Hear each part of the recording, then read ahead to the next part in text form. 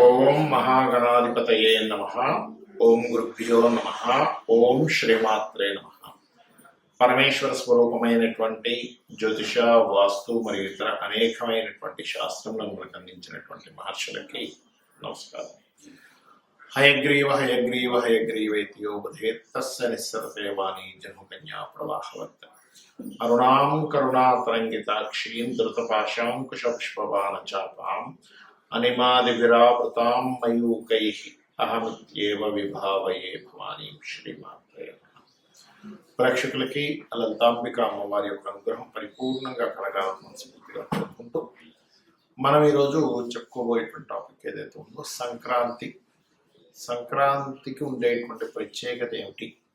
మకర సంక్రమణము అంటారు. అంటే మకర రాశిలోకి రవి యొక్క సంచారం జరిగేటప్పుడు ద్వాదశ లగ్నాల వారికి లేదా లగ్నం తెలియని వారు, రాసుల వారు ఎటువంటి మార్పులు ఉంటాయి, అదేవిధంగా ఎటువంటి పరిహార మార్గాలు చేసుకోవాలి, వాళ్ళ లైఫ్లో సూర్య భగవానుడు ఎవరికైనా కూడా ప్రమోషన్స్ ఇవ్వడానికి, పేరు ప్రఖ్యాతలు ఇవ్వడానికి కారణం, ఆయన కర్మస్థానాల రాసుల్లో తిరిగేటప్పుడు ఎటువంటి కార్యక్రమాలు చేయడం ద్వారా మీకు అభివృద్ధి ఉంటుంది అనే విషయాలు మనం తెలుసుకుందాం. అయితే ఈ విషయాలు చెప్తుంది నేనైనప్పటికీ కూడా చెప్పిస్తుంది సాక్షాత్ లలిత అమ్మవారిగా భావిస్తూ ఒక్కొక్క లగ్నం గురించి తెలుసుకుందాం.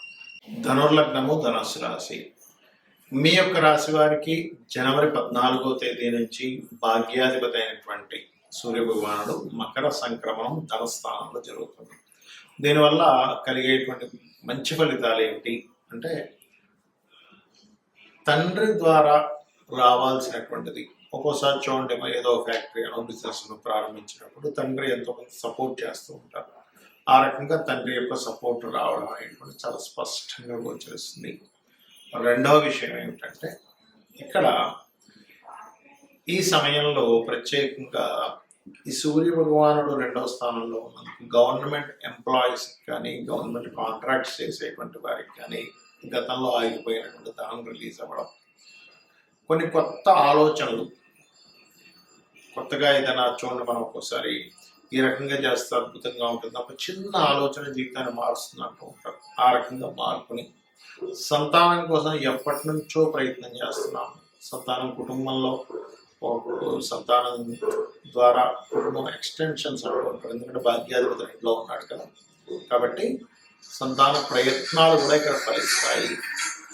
అలాగే మరొక విషయం ఏంటంటే,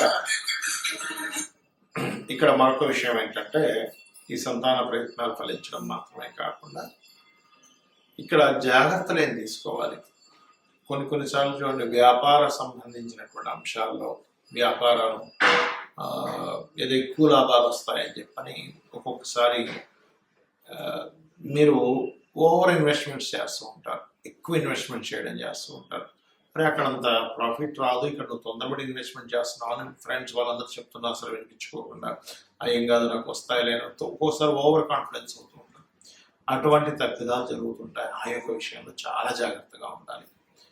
అలాగే విదేశాలకు వెళ్ళేటువంటి ప్రయత్నం విషయంలో ఒక్కోసారి చూడండి, అక్కడ అసలు ఛాన్సెస్ లేకపోయినా సరే ఇక్కడ నుంచి ఏదో ఫ్రెండ్ పిలిచాడు హడావిడిగా వెళ్ళిపోతాడు. అక్కడికి వెళ్ళి అక్కడ వెతుక్కుని ఉంటే ముందే రేషన్, ఇక్కడ ముందే జాబ్స్ లేవు, నువ్వు మళ్ళీ ఇప్పుడు ముందుగా ఎలా వచ్చో కంపెనీ వాళ్ళు పంపిస్తే వస్తే బాగుంది కానీ అని అలాంటివి జరుగుతూ ఉంటాయి అన్నమాట. కాబట్టి ఈ ధనస్సు లగ్నం వారు ముఖ్యంగా ఈ జాగ్రత్తలు తీసుకుంటూ ఉండాలి. కాకపోతే ఇక్కడ అన్నిటికంటే ముఖ్యంగా జాగ్రత్త పడవలసింది ఏమిటంటే, ఎంజాయ్ చేసేటువంటి ప్రదేశాలకు వెళ్తూ ఉంటారు. జలపాతాలు కావచ్చు, లేనట్లయితే ఒకసారి చూడండి ఎంజాయ్ చేసేటువంటి విధానాలు చాలా చాలా ముందుకు వెళ్ళిపోయారు ఇవాళ రేపు.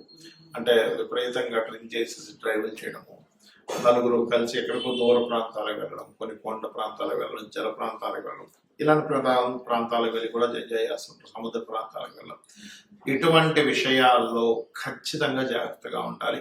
ఇక మీరు చేయవలసినటువంటి దేవత ఆరాధన ముఖ్యంగా నరసింహస్వామి యొక్క ఆరాధన చేయండి.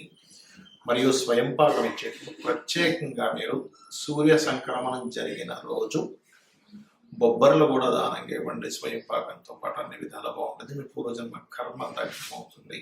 మరి లగ్నం కానీ రాశి కానీ తెలియని వారు అసలు ఈ భోగి, సంక్రాంతి, కనుమ సమయాల్లో ఏం చేసుకోవాలి? సర్వసాధారణంగా మనకి భోగి పండగ అనేటువంటిది ఎందుకు వస్తుంది వస్తుంది, సంక్రాంతి పండుగ అనేటువంటిది ఎందుకు వస్తుంది. దీన్ని పెద్ద పండుగ అంటారు. పెద్ద పండుగ కాదండి, ఇది పెద్దల పండుగ. మకర సంక్రమణం మకర రాశిలోకి 14వ తేదీ ఉదయం 9 గంటల ప్రాంతంలో రవి మారుతున్నాడు. కాబట్టి పెద్దలకి బట్టలు పెట్టడం కానివ్వండి, ఇది రైతులకు సంబంధించినటువంటి పండుగ. వాళ్ళకి అదే సమయంలో వాళ్ళకి అన్ని పంటలు అవి పండడం, అందుకని పశువులు కూడా ఈ యొక్క పండుగని పశువులని చక్కగా వాటికి అలంకరించుకొని ఆ రకంగా చేసుకుంటూ ఉంటారు. అయితే భోగి రోజు మీరు చూడండి, భోగి మంటలు వేస్తూ ఉంటారు, భోగి పళ్ళు పోస్తూ ఉంటారు పిల్లలకి. భోగి మంటలు ఎందుకు వేస్తారు? చాలా మంది మనం పల్లెటూరులో సైడ్ చూసుకున్నట్లయితే ఇంట్లో ఉండేటువంటి విరిగిపోయిన వాటిని తీసుకుని అందులో వేస్తూ ఉంటారు. మనకి కర్మకారకుడు శని ఎవరైతే ఉన్నారో ఆ కర్మకారక శనికి ఒక కారకత్వం ఉంటుంది. ఓల్డ్ ఐటమ్స్, పాతవి, పనికిరానివి, విరిగిపోయినవి, ఇవన్నీ కూడా శని కారకత్వాలు అన్నమాట. ఎప్పుడైతే సూర్య భగవానుడు మకర రాశిలోకి ఎంటర్ అవుతున్నాడో మీ యొక్క కర్మ ఎంటర్ అవ్వకముందే, అంటే దాదాపు భోగి మనకు 13వ తేదీ వస్తే సంక్రాంతి అనేటువంటిది 14వ తేదీ మకర సంక్రమణం జరుగుతుంది కాబట్టి వస్తుంది. అయితే ఇది 9 గంటలకి సంక్రమణం జరుగుతుంది రవి చూసుకున్నట్లయితే మన మకరంలోకి. కావున భోగి పండుగ రోజు ఇంట్లో ఉండేటువంటి పాత వస్తువులు, ఫర్నిచర్, లేకపోతే ఏదైనా ఇప్పుడు విరిగిపోయిన మంచం ఉంటుంది, విరిగిపోయిన కుర్చీలు ఉంటాయి, అలాంటి ఉన్నటువంటి వాటిని తీసుకెళ్ళి క్లీన్ చేసేసుకోవాలి. భోగి రోజు తీసుకెళ్ళి భోగి మంటలో వేసుకోవాలి. ఎందుకు? ఇంట్లో గనక వాస్తుపరంగా శాస్త్రం చెప్పింది ఏంటంటే పెద్దవాళ్ళు ఉంటారు ఇంట్లో, వాళ్ళని గౌరవించాలి, వాళ్ళని ఇంట్లో పెట్టుకోవాలి. చాలా మంది ఇవాళ రేపు జరుగుతుంది ఏంటంటే ఏజ్ అయిపోయిందని తీసుకెళ్ళి ఓల్డేజ్ హోమ్లో తీసుకెళ్ళేస్తున్నారు, పాత వస్తువులు తీసుకొచ్చి ఇంట్లో పెట్టుకుంటున్నారు. అది కాదు చేయాల్సింది. పెద్దవాళ్ళని గౌరవిస్తూ ఇంట్లో పెద్దవాళ్ళ యొక్క బ్లెస్సింగ్స్ మనకి ఎప్పుడైతే ఉంటాయో ఖచ్చితంగా వాళ్ళ యొక్క అనుగ్రహం దేవతా అనుగ్రహం ఎంత ముఖ్యమో పెద్దవాళ్ళ యొక్క ఆశీర్వాదం కూడా అంత ముఖ్యం. అదేవిధంగా ఇంట్లో ఎప్పుడు గనక పాతవి, కొంతమంది చూడండి అటకల మీద ఉంటుంటాయి, పాత పెట్టి ఒకటి ఉందండి, అది బాగా ఇరిగిపోయింది కానీ మాకు జ్ఞాపకార్థం ఉంచుకున్నాం. ఎప్పుడూ కూడా ఇంట్లో వస్తువులు విరిగిపోయినవి గనక ఉన్నట్లయితే, వాటిని వాడనట్లయితే దాని ద్వారా మీకు శని ప్రభావం పెరుగుతుంటుంది. గుర్తుపెట్టుకోండి, స్టాక్ ఐటమ్, పాడైపోయిన ఐటమ్ శాతం ప్రభావాన్ని పెంచుతూ ఉంటుంది.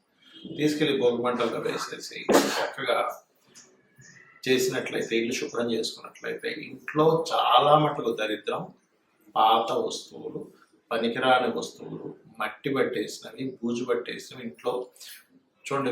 మనకి హెల్త్ ఇష్యూస్ కూడా ఎందుకు వస్తాయి? ఈ డస్ట్ ఎలర్జీ అంటూ ఉంటారు, లేదా లేనట్లయితే కొన్నిసార్లు మనం పీల్చినటువంటి కొన్ని గాలులు పీల్చడం ద్వారా. అందుకని ఈ యొక్క ప్రాసెస్ అనేది పెట్టారు. ఇక సంక్రాంతికి ముఖ్యంగా పెద్దలకి పండగ ఇవ్వడం.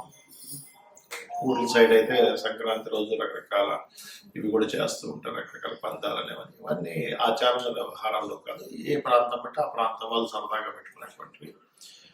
అలాగే మీకు నాకు నక్షత్రము రాశి ఏమీ తెలియదండి, కానీ సంక్రాంతి రోజు నేనేం చేయాలి పెద్దలకి అనుకున్నట్లయితే చక్కగా మీరు తర్పణాలు వదలవచ్చు.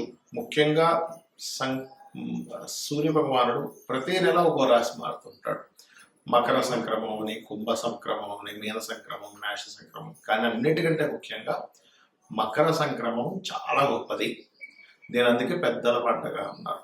మనకి భగవంతుడు ఎలా అయితే మనల్ని పక్క నుండి కాపాడుతూ ఉంటాడో పెద్దలు కూడా మనల్ని కాపాడుతూ ఉంటారు. మకర రాశిలోకి ఎంటర్ అవగానంటే 14వ తేదీ మధ్యాహ్న సమయంలో మీరు ఉదయం 9 గంటలకు ఎంటర్ అవుతున్నాడు, 8:56 అట్లా ఎంటర్ అవుతున్నాడు. కాకపోతే 9 గంటల నుంచి ఎంటర్ అయిపోయి ఉంటాడు. కాబట్టి ఆ రోజు మధ్యాహ్నం కనుక పితృతర్పణములు కనుక చేసి పెద్దల కోసమని మీరు పంచో లేకపోతే చొక్కానో, స్త్రీలకైతే చీరో మీరు కనుక పెట్టినట్లయితే మీకు మీ యొక్క జీవితంలో ఉద్యోగ సమస్యలు కానివ్వండి, ఆరోగ్య సమస్యలు కానివ్వండి, అప్పుల సమస్యలు కానివ్వండి, మీరు రాంగ్ రూట్లోకి వెళ్లకుండా పెద్దలు మిమ్మల్ని కాపాడుతూ ఉంటారు. కాబట్టి ఇది చేసి మీరు తరించాలని కోరుకుంటూ శ్రీమాత్రే నమః.